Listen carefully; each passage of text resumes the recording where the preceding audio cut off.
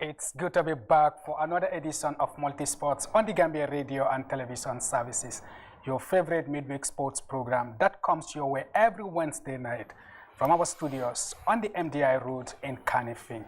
I am Momodes Jalo, and tonight, my special guest is no other person but the Gambia's Minister of Youth and Sports, Honorable Bakari Y. Baji, who is here with me in the studio to discuss on wide range issues on the Gambian sports. Honorable Minister, good evening, and good to have you on Multisports once more. Good evening, Modes, and good evening to the viewers. It's good to be here.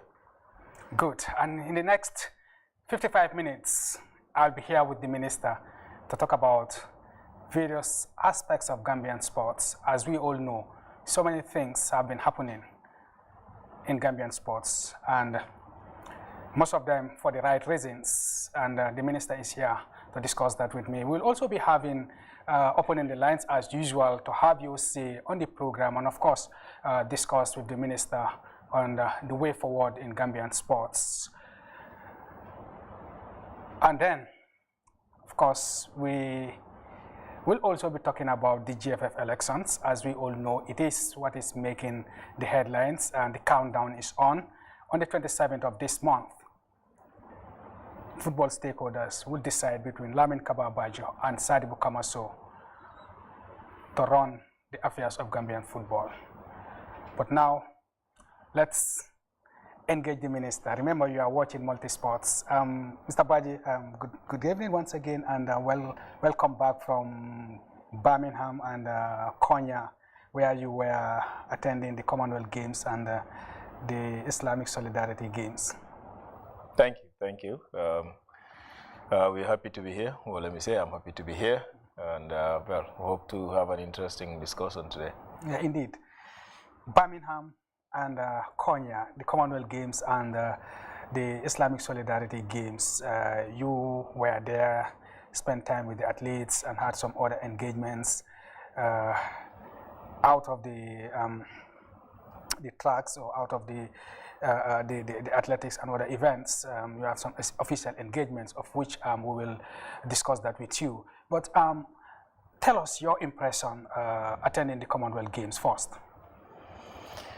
Well, it was a great event, and like you know, it's the Commonwealth. Of course, is all the countries that are part of the Commonwealth, and those that were able to make it. I guess every other country was there. It was a great event.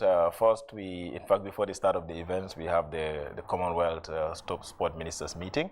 So all majority of the ministers of the countries that are part of the Commonwealth were there. And then we had the technical meeting also. So that's where we started off before the formal opening of the games. And then we went into the games proper. And in between the games, we had some engagements on different issues at technical level, but also at ministerial level. And we all know what happened. Gambia has done very well in almost all the disciplines that they have participated in. We had, through the coordination of the GNOC, filed in players for the beach volleyball, for the athletics, Paralympics, and quite a number of other activities where Gambians participated. And in most of the events, they were either went to the semi-final or went to the final, but eventually there was one medal that we were able to get, which is Fanjai, the judo, who won the silver medal in the 73 kilograms. So it has been a great moment for all of us, and like I said, there were quite a number of other bilateral meetings with among our ministers ourselves, but also with Minister of UK for Africa and other engagements that we had there. Let's look at the results. One silver medal, the Gambia's first Commonwealth silver medal, and of course the Gambia's first medal in over 5 decades. Yeah. Generally, how would you rate the performance of Team Gambia? Well, we rate it as very good. Of course, the best thing could have been win more medals. That's what every athlete will expect. That's what every country also expects, because that's the essence, apart from the solidarity and other things. The essence is also to win medals and appear in those great books. But winning one. And like you said, the last time we won one was a bronze, and that was in 1970. That was the first time Gambia participated. And we've not won any until this year when Fainjai won the silver medal. So it was a great moment for everyone who was there. But again, sometimes it's not just about the winning, it's about what you bring to the game. So we've seen, for instance, Gina Bass and how she has done well. We've seen Wuri and how they've done well. We've seen our relay team under the leadership of Adam Amane and how much, Adam Ajame, and how much they did well until they reached the final of the relay. But of course, our great beach volleyball players, and the beach volleyball is the #1 currently in Africa in terms of ranking, which is a great feat for us as a country. And you know, they went there, they did very well, they went up to the quarterfinal, but then they were defeated by the host country, England. But everyone who watched their games was impressed with what those players were able to do in that pitch of play anytime they get onto the field. So all of those things were great moments for us. And for me, like I always say, sports is not just about leisure. It's an industry of itself. It's a business. And it's also a way to sell Gambia as a country, sell the image of the country, sell the flag of the country. And we were able to do that because once an athlete gets onto that track or get into that field, it's a Gambian flag that is up there. It's a Gambia's name that is been kept on being mentioned. So anybody who probably never knew where Gambia was would be interested to make a finding and understand where Gambia is. And that is one way to promote tourism. So there are a lot of benefits that comes along with it, but a lot of inspiration also for our young people who are interested in sports to also sit at home and watch their fellow Gambians in international TVs being mentioned by the international media, being talked about by other people. And they also have the hope that I can also be there one day, and that gives them the zeal, that gives them the courage to continue to do what they're doing with anticipation that one day they will also be able to be representing Gambia at that international level. And all of these combined together is what makes sports a powerful game. All right. Sarah, director, you can give us pictures of Fai Alex Njaya with the medal there. We should have, like you said, we could have won more medals, but we ended up winning one medal. Why couldn't we, or why were we not able to win more medals? Well, it will be difficult to say this is the reason. I think it's more of, you know, how elite the sport is, because Commonwealth Games is virtually #3 game in the world, apart from the World Cup and the Olympics. So it's a high-class event and very competitive. You have the best people out there. But we can say in terms of preparations, our athletes were well prepared because quite a number of them were in France for a couple of months, a year, through the scholarships and others with the GNOC, the Olympic Solidarity, and they prepared well. Fainjai, who has been in Finland for a long time, also moved to France to prepare. So all of them had a lot of preparation. But again, it's about progress. We are not very known, you know, when it comes to other events outside there for a very long time. But it's a gradual process. We're building on the gains. We were not winning medals. Now we're winning. We are not reaching the semi-final. We're reaching the semi-final and eventually to the final. So we believe that we're building on a team that we can sustain for the next 2, 3 years or 4 years, and definitely we'll be willing to win more medals. So for me, it's not anything but more of putting more efforts and preparing the athletes that we currently have who are determined to represent the country at all times, and definitely the more medals will come. If you look at 52 years without winning a Commonwealth medal, the duration is too long. And after 52 years, all that we can win again is a silver medal. Yeah, well, like I said, it's we also need to look at the country and make an evaluation of our infrastructure and the opportunities that we have here. I believe that we have the talent. The raw talent is here. The athletes are great. All what is required is for them to have the opportunity. And of course, if you look at the numbers again, I'm not very sure how many people have been qualifying to go to the Commonwealth, but I know it's very minimal. It's usually a few athletes that go. But this time around, we have a huge number. That means that the numbers have been increased. And Commonwealth is not a game that everybody go and register. You must qualify in order to be there. So if you are filing 3 athletes, 5 athletes, but now we are filing 12 athletes, that's an improvement. So it takes time, but and of course, the investment also have to come in. If you have athletes and they don't have the right preparation, they cannot do much. But like I said, the preparation, the opportunities that were not there before, are now there, and that also means that the athletes will continue to have more opportunities for training and will have the facilities. If available in the country, they do it. If not available in the country, the partners are willing, GNOC, government is willing to always take them out for them to prepare until such a time we have our athletes. So yes, it is taking us 50 years plus to win a second medal, but it's a gradual process, and I believe that with the kind of collaboration that is between the government and the GNOC, we will definitely continue to do well, and we will not only stop at the final, but we will definitely be winning more medals. That is my conviction, and that is because I know government is committed to it, and I know our partner in the Gambia National Olympics Committee is ready to work with government to ensure these things are done. What happened to the visa issue of the team in France? Yeah, well, that was a controversial issue, but we do not have the answers clearly. What we know is that everything that the GNOC should have done, they have done. Everything that the ministry should do have been done. But visa issues are issues that are outside our remit. As a country, we do not have control over what type visas are given. Now, when the Olympic Committee was, there's an accreditation committee, as it happens in every event. And the accreditation committee would normally communicate with the relevant institution. And in this instance, the GNOC was the one taking the lead. But we know that everybody who was supposed to go to the Commonwealth and require a visa made their application in April, including the team that was here in the Gambia, also the athletes that were in France. Because when they open, you cannot apply before. You can only apply when accreditation writes to you and said, now this is the time for you to apply. And everybody applied in April, filled the forms as required in April, 3 months ago. Then we went on a month after that. Then they wrote back to the GNOC and they will communicate to us and said, you can now go and submit your application and they take your biometric. And that also has been done, both for the athletes in the country and those who were in France. So 3 months of a whole process.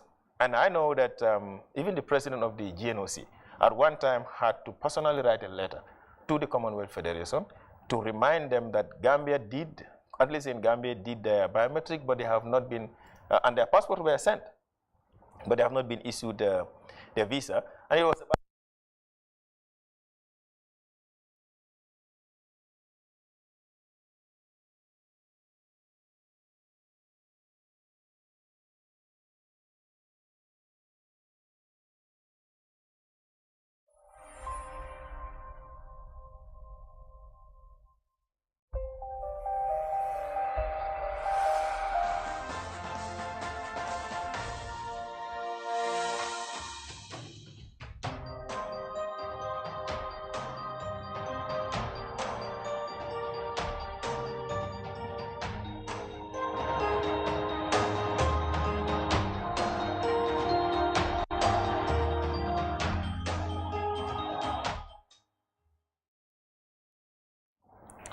Apologies for that interruption.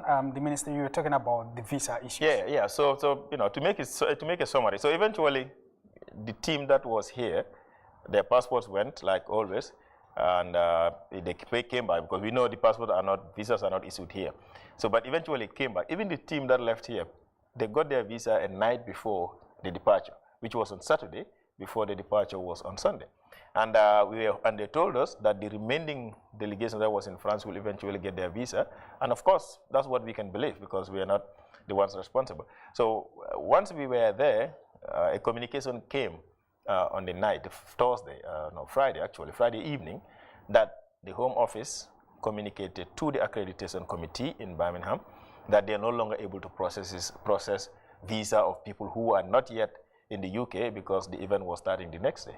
You know, so like I said, it has always been an issue between the GNOC and the accreditation committee.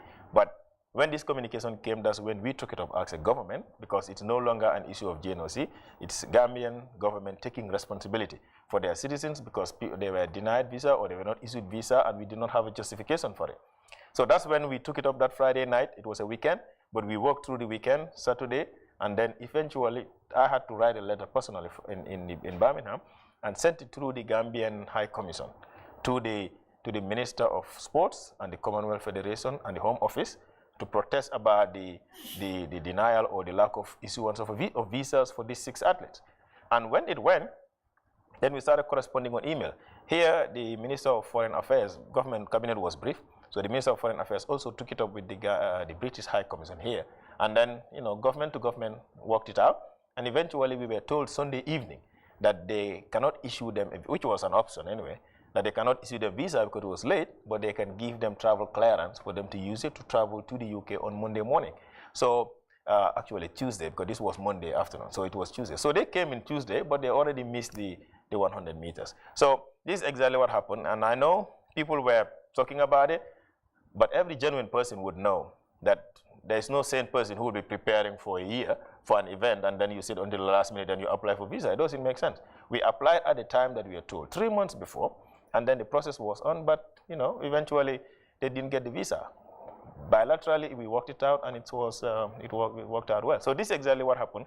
And Gina, Ibrahima, Adama, and others arrived on Tuesday, missed out the 100 meters, but they were able to participate in the 200 meters. So could there have been a way that this could have been avoided? Well, I don't think so, because as far as I know, what is supposed to be done is to send reminders.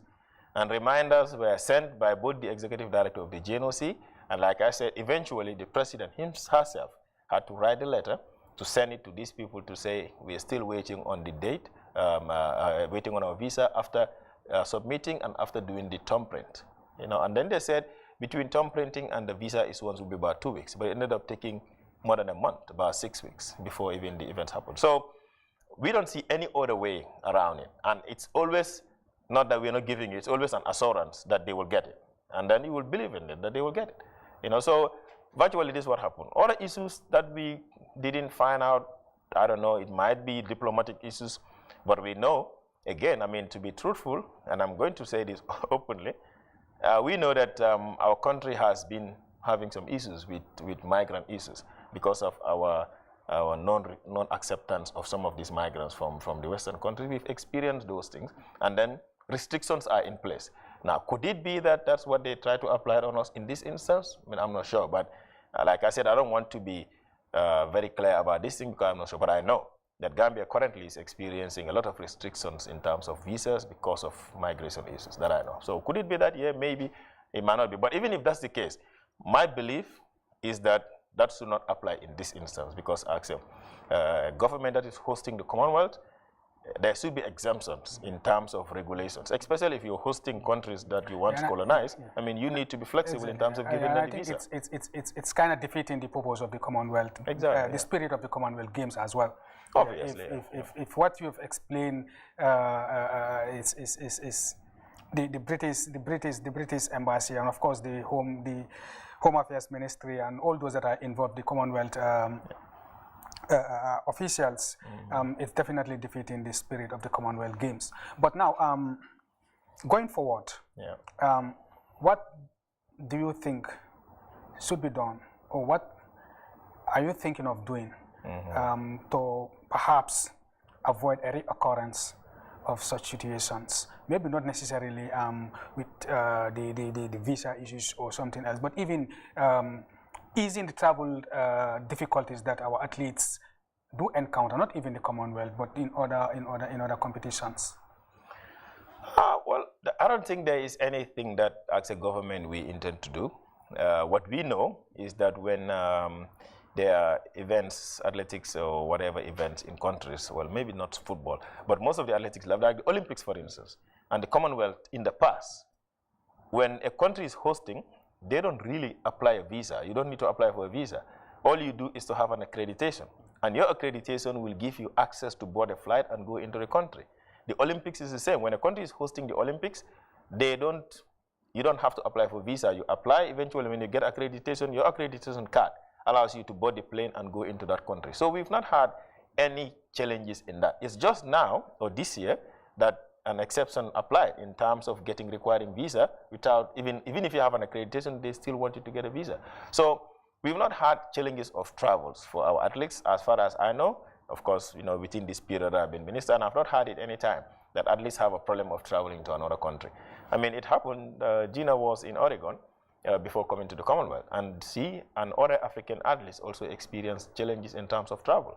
So I think it's more about countries taking responsibility. Yes, they are Western countries, but if you bid to host an international event, then you should also be able to be flexible a little bit to understand that if people don't meet the requirement, that's fine. But if they meet the requirement, then they need to be given the visa. I don't even see any problem why it should be an issue for a host country to make stringent rules in terms of getting athletes their visa, because these athletes would go and participate and go back to where they come from. I mean, we've not had an instance where athletes abscond or anything for a very long time, and especially athletes of Gina's caliber, Adama and others, they have no reason to stay anywhere. So as far as we know, we don't see anything. Yes, people have talked about, they should issue them diplomatic visas, diplomatic passports.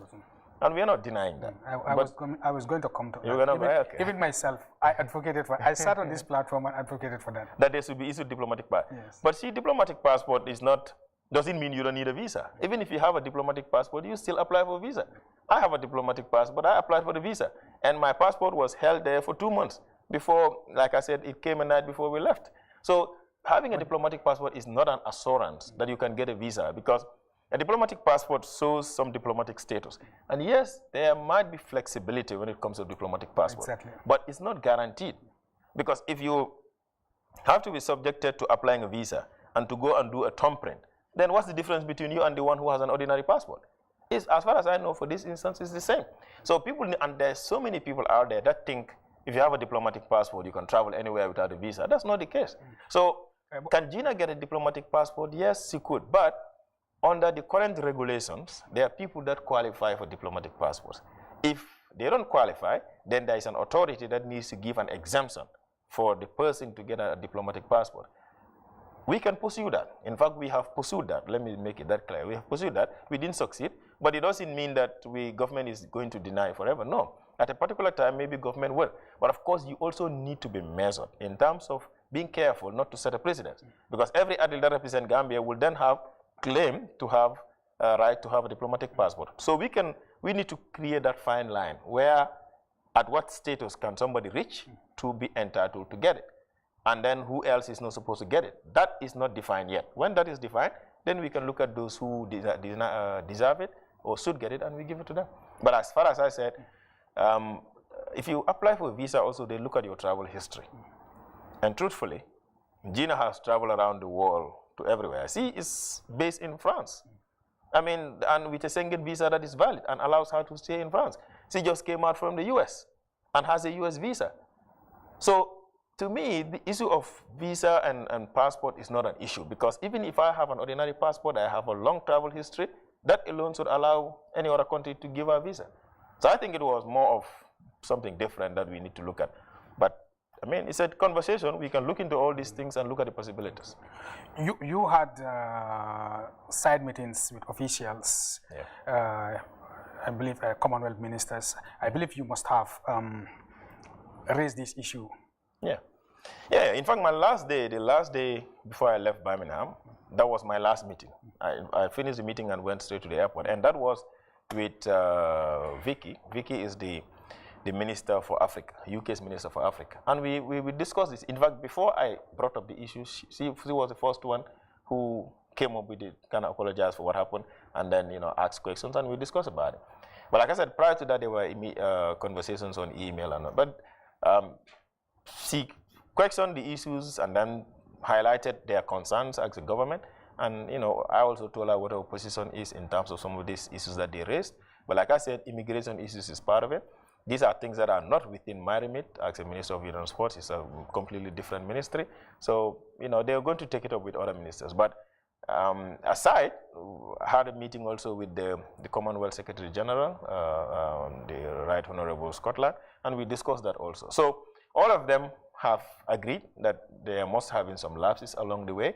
Maybe people who are responsible to make these decisions did not make the right decisions. But in the end, it's a government versus another government. Things that we can take up bilaterally, we will.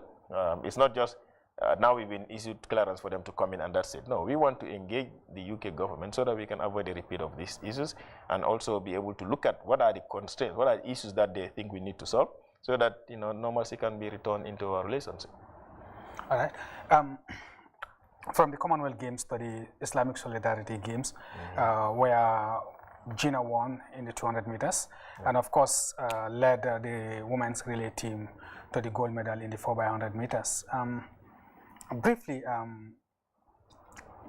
tell us a little bit about the Islamic Solidarity game and the performance of Team Gambia.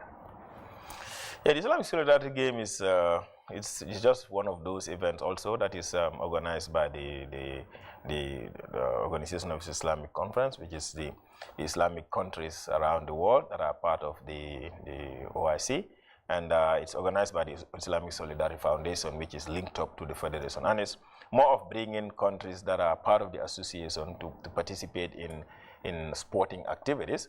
And Gambia took 25 athletes, again an unprecedented number. It's in terms of participation, and we did quite a number of things: the Paralympics, the 3-on-3 basketball, the athletics, and quite a number of other events that we took part in, and won those 2 goals with Gina, like you said, and then the relay team.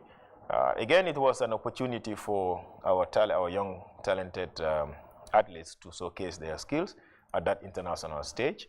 And some of the teams that was in Birmingham moved to Turkey to participate in those events in Konya. But we also have those that were here that also traveled from Banjul and met up with the team in Konya, and all of them participated. Again, it's a similar story. Some went to the quarterfinal, others went to the final, but then they weren't able to make it to the podium. And of course, those 2 exemptions in terms of the 200 meters and the relay team went up there. But I will always say sometimes it's about winning medals, sometimes it's about the opportunity for athletes to go and participate and be able to build up, learn from others and build up their skills. But also they're able to network. A lot of things also happen in these events. You've met some other partners who are coming from other countries and maybe share 1 or 2 ideas about what should be done. And sometimes opportunities come through that for athletes to go for further training in other countries. So all of these are the opportunities that our athletes were able to have, and our officials also were able to make connections right there. How long has been your ministry's involvement in these 2 championships, the Commonwealth and the Islamic Solidarity Games? Yeah, government would always be more of a facilitator and a financier. And in a normal circumstances, that's what we do. And in this instance also, that's the same thing. When the JNOC communicated the events and how many athletes they want to take for both, we looked at the amounts involved, and government committed to put in a $7.5 million as event. And that's mostly for the wares, the tickets for the athletes, their officials, the coaches, and also the allowances that the athletes are supposed to be given per day. And so eventually we paid that $7.5 million for the participation of everybody who was there. And like I said, it's also about facilitation, creating that enabling environment, and also joining the team where necessary to events that they are going to do. So I was there. The team is still there, and one of our ministry staff is still there with them. And they will be coming back on Sunday because the events are ending, I think, on tomorrow, I think. So that's when they close, and then they have the closing ceremony. So it's been a great moment for government. And you talk to the GNOC, they tell you what you used to obtain in the past. Government resources weren't going into that area, not the athletics, nothing much, but now it's changing. In the last 2 years, government put in money in the Olympics, and then we put money also in the Birmingham Games and in Konya Games. So it is a recognition of athletics also being important, just like how we invest in football and volleyball and other events. We're also investing in those athletics because we know there is talent out there, and it doesn't have to be one-sided. Sports is a general issue, and if you're supporting one, we believe we also need to look at others. And so those who cannot be footballers or basketball or volleyballers can be track athletes or field athletes, and then all of them would eventually see the benefits of government. So we're happy that we're able to have a very supportive government that is willing to put money into these areas. Okay. Now, the fact of the matter is we still have a long way to go in trying to catch up with the great nations when it comes to sports, especially in the Commonwealth. If you look at the medals table, you were in Birmingham, you were in Konya, you saw it for yourself. How do you intend to work with the stakeholders, GNOC, the Gambia Athletic Association, and all the other stakeholders to ensure that more effort and investment is given to Gambian athletes to prepare them better to be able to compete not just go there, reach semi-final, and we celebrate, we do, but to go there and bring us medals. Yeah, that's a role. That's, in fact, it's one thing that myself, the president of the GNOC, and Marcel, the executive director of the Sport Council, discussed. It's great, like you said, to go and participate, reach a particular level. But and I said at a particular time, you also want to win more medals. And again, in sports, they will tell you there is the competitive part of it and there is the participation part of it. So yes, participation is key, but the competition part of it is great because that's where recognition comes in. But it takes more. It takes more resources, more planning, and of course, a greater infrastructure than we have to be able to reach there. But also requires a more organized association or more organized association in country. Difficult as it is, there is a lot that the associations also need to do because I know when things go right, we celebrate. When things go wrong, it's government that everybody sees because it's at the apex. But there is more that happens at the association level because we don't even have a right to choose which athlete goes anywhere. It's the GAA and other associations, depending on who is, what event it is, that normally file in the candidates, the athletes. So they also need to be more organized and organize competitions. It's unfortunate we have the stadium as the only track, but we believe that the national championship also need to be more competitive and produce the best that would then be able to represent Gambia at the international level. But now once you produce the best, then it becomes the responsibility of that association also to work with the GNOC to find opportunities for them to go for training. If the funding is required and they're not able to do it, then government will come in and do it. The fact is, sports is heavily dependent on government to finance. But around the world, sport is a private-led investment, it's a private-led venture. So these are the things that we all need to be able to look at and see where are we not doing well and try to get those right sponsorship.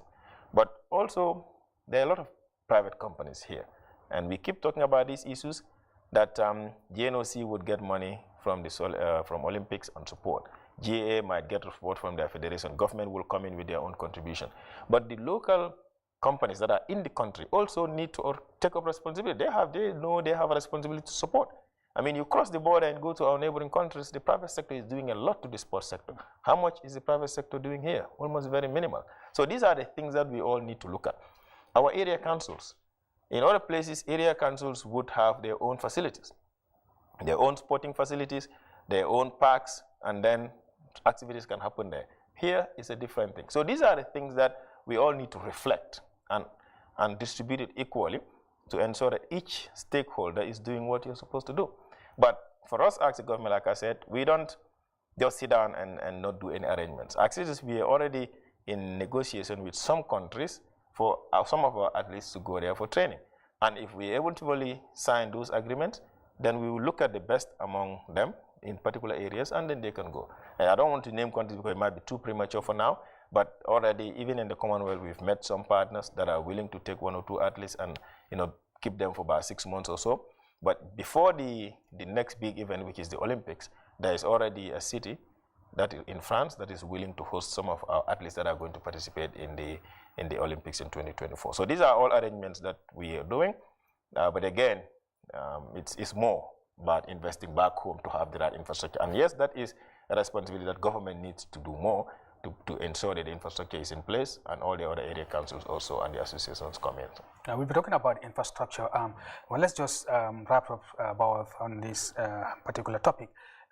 Your ministry had a responsibility to ensure that these national associations also deliver.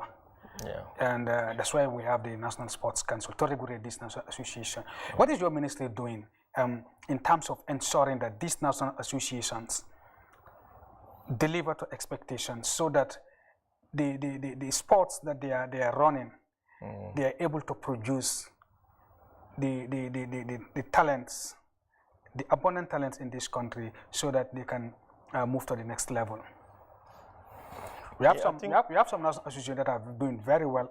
Volleyball, for instance. Yeah. I don't stay away from talking about volleyball. Yeah. And as we speak, in fact, they have the under-20 team in Tunisia. They are doing exceptionally well. If we have other associations also doing like volleyball or better than volleyball, I believe would definitely help and would make your work very easy. But what is your ministry doing to ensure that these national associations, especially the ones that are lacking, to make sure that they deliver, not just being there, not just to be there for the sake of being national associations? Yeah, well, the first thing that we do is, like you said, through the National Sport Council, is to ensure there is some form of regulation, because that is our role as a government, but of course the NSC running that on behalf of the government. But again, there is also some dividing line as to what government should do and what the responsibility of the association and what we can or cannot do. Because there is some autonomy also with these associations, and they have some degree of protection from their international federations. So the limitation is there. But wherever we believe that we can come in, we do and regulate. But like I said, there are some internal mechanisms that are not our responsibility, because today, if you have an association that we are not part of, you cannot tell them who they are going to elect. You cannot tell them, all you can tell them is when they're due for Congress, you remind them that they're due for Congress and they go.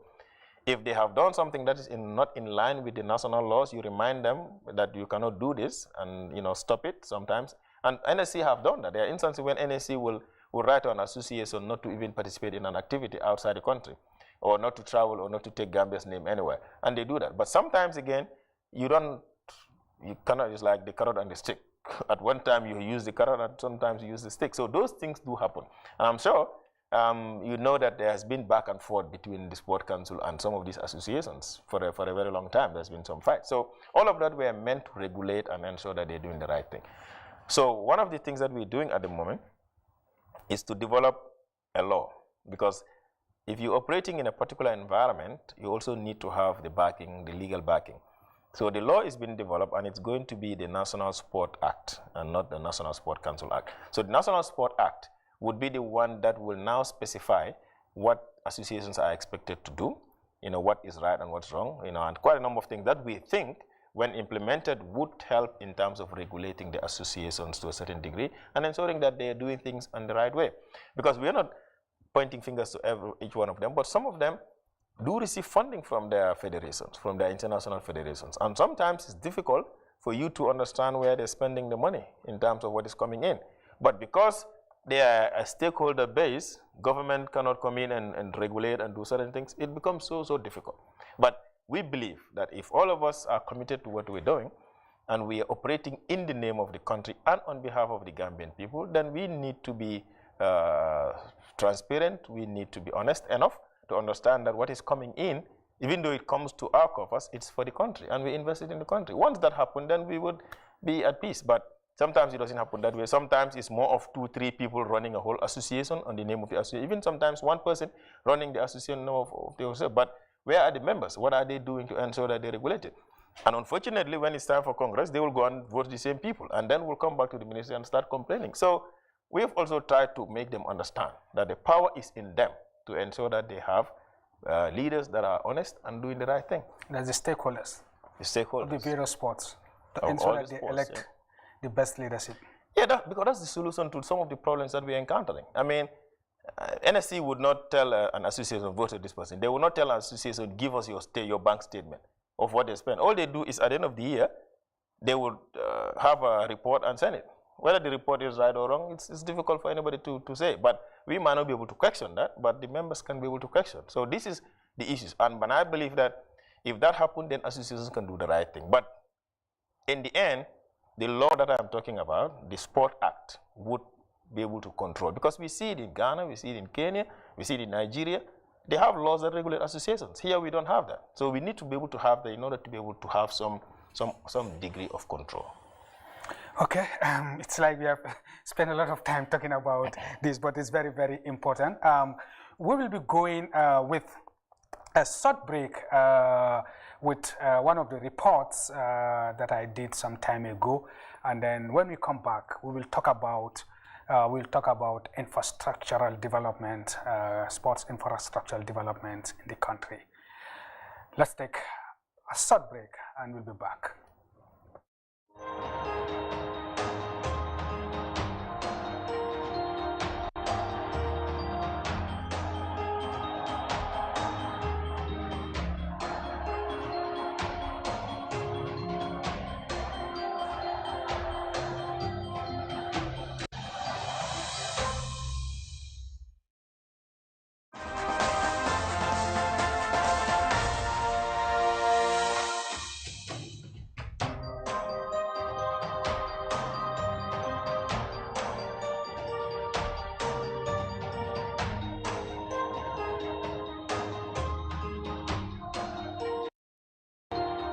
is the Kafuta football field about to witness a massive transformation to a modern sporting facility.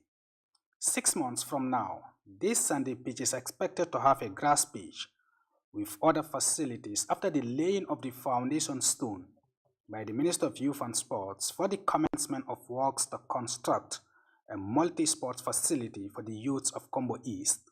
The historic ceremony was presided over by the Youth and Sports Minister, Honorable Bakari Baji, and attended by a cross-section of the community.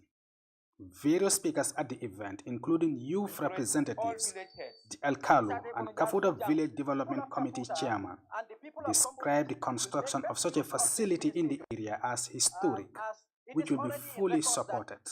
Sports infrastructure, mainly in rural Gambia, is very poor, and the exact reason why both the governor of West Coast Region, Lamin Sane, and the executive director of the National Sports Council, Marcel Mendy, described the Kafuta Mini Stadium project as a brilliant initiative to develop sports across the country. Gambian athletes have skills and talents which are not nurtured, making them underutilized. The creation of sports facilities would go a long way to improve sports in the Gambia. Without facilities, equipment, and better infrastructure, it will be difficult to, first of all, identify good talents, much more to talk of competing at high levels. If we are serious about creating employment for the young people, let's provide them the infrastructure for them to do sport. And this is exactly what government has done. So it is important that we appreciate that and thank the government for the interest. Because it is often said that he who loves the youth does more than talk about them. The over $6.8 million. Yes, welcome back. The over $6.8 million is one of many infrastructural projects being rolled out, ambitious project being rolled out by the Ministry of Youth and Sports. It was supposed to take 6 months. This was 2020, 2021, 2029. No, not 2020, November.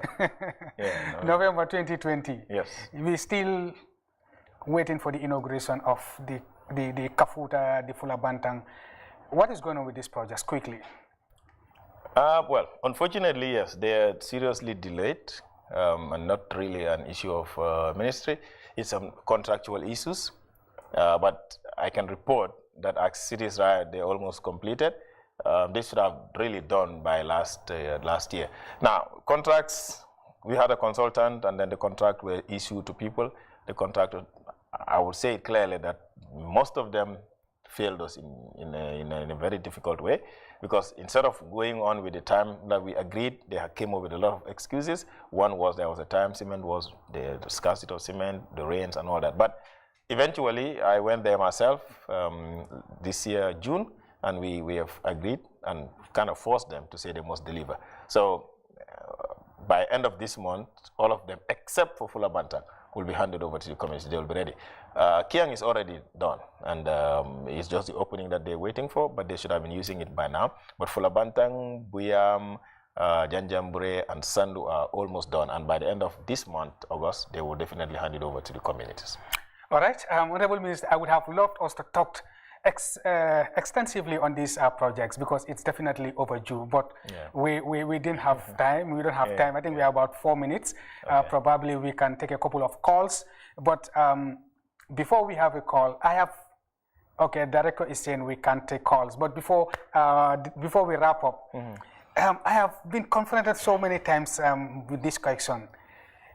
What is the position of the Ministry of Youth and Sports in the GFF elections?